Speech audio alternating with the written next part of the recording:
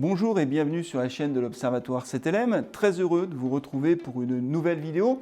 Aujourd'hui, nous allons parler de pouvoir d'achat, le pouvoir d'achat qui est au cœur de l'actualité avec une montée forte des prix de l'énergie. Avec notre partenaire Harris Interactive, nous sommes partis à la rencontre des Français dans le cadre des études réalisées par les Zooms de l'Observatoire CTLM pour essayer de comprendre quelle était la perception des Français sur l'évolution de leur pouvoir d'achat, comment ils s'adaptent à cette situation si particulière. Et puis enfin, je reviendrai sur l'évolution des principales dépenses des Français au cours de ces dernières années qui expliquera au moins en partie pourquoi le ressenti est si négatif.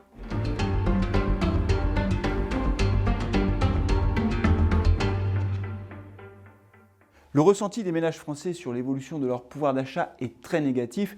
Il faut dire que nous sommes dans un contexte très particulier de reprise de l'inflation, avec une augmentation forte des prix de l'énergie. C'est vrai pour l'électricité, c'est vrai pour le gaz, mais c'est vrai bien sûr aussi et surtout pour les prix des carburants qui impactent fortement le budget des ménages.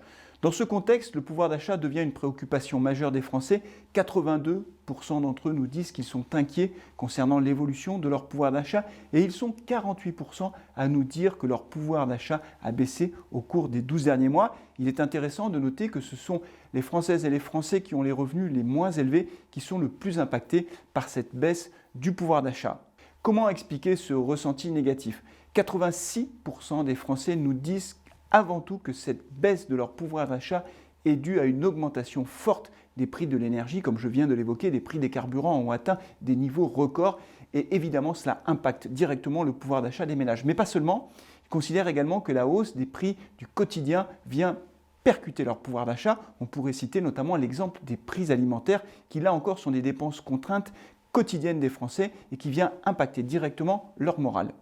Enfin, si le pouvoir d'achat des Français reste une préoccupation majeure, il n'en reste pas moins que la guerre en Ukraine prend le dessus puisque 93% des personnes que nous avons interrogées nous disent être inquiètes par la guerre. Et au-delà même de cette guerre, ce sont les conséquences de cette guerre sur leur pouvoir d'achat qui inquiètent. 90% des Français nous disent que cette guerre aura un impact négatif sur leur pouvoir d'achat au cours des mois prochains. Le pouvoir d'achat est une préoccupation permanente des ménages français. C'était vrai hier, c'est vrai aujourd'hui, mais ce sera également vrai demain. Pour s'en convaincre, il faut se plonger dans la structure des dépenses des ménages français. Qu'observe-t-on ? D'abord, les dépenses contraintes, liées au logement, à la santé, aux télécommunications, sont des dépenses qui ne cessent d'augmenter dans le temps. Elles représentaient 35% des dépenses il y a 20 ans, aujourd'hui elles pèsent 40% des dépenses. Par ailleurs, les dépenses liées à la mobilité, au transport et les dépenses alimentaires représentent aujourd'hui toutes les deux réunies, 26% des dépenses. Ce qui veut dire qu'entre les dépenses contraintes, les dépenses alimentaires et les dépenses de transport, on est à 66% des dépenses des ménages français, les deux tiers. Au fil du temps, les marges de manœuvre financières des ménages se réduisent, c'est-à-dire qu'ils ont de moins en moins d'argent disponible pour aller au cinéma, pour aller en vacances, bref, pour faire autre chose que payer leurs dépenses contraintes, se déplacer et se nourrir. Ce phénomène est un phénomène qui est structurel et on peut penser qu'au cours des prochaines années, il va se poursuivre, ne serait-ce que parce que les prix de l'immobilier vont continuer de croître dans notre pays. On le sait, on ne construit pas assez de logements, il y a de la tension sur le marché de l'immobilier et rien que ce phénomène va continuer à tirer vers le haut le poids des dépenses contraintes. Le sujet du pouvoir d'achat va donc rester une préoccupation majeure des ménages français au cours des prochaines années.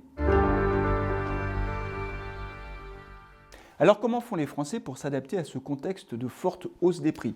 89% des personnes que nous avons interrogées nous disent qu'elles envisagent de réduire leur consommation énergétique à la maison. Cela passe par exemple par la baisse du chauffage en période hivernale.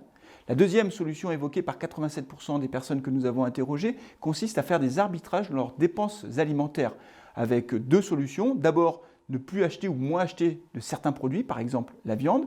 Et puis également, deuxième solution, d'être à la recherche du meilleur prix des promotions.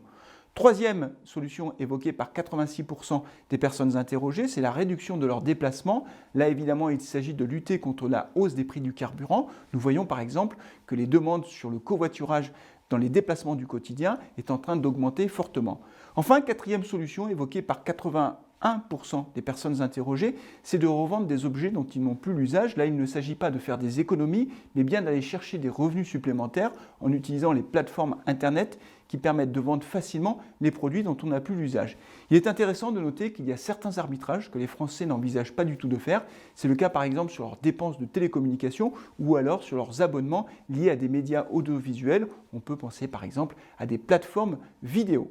Voilà, c'est tout pour aujourd'hui. Merci beaucoup d'avoir suivi cette vidéo. N'oubliez pas de vous abonner à la chaîne de l'Observatoire CTLM. Vous pouvez retrouver l'intégralité de nos études sur le site observatoirectlm.com. Vous pouvez également nous retrouver sur les réseaux sociaux, que ce soit le compte Twitter, la page Facebook ou le compte LinkedIn. Merci et à très bientôt.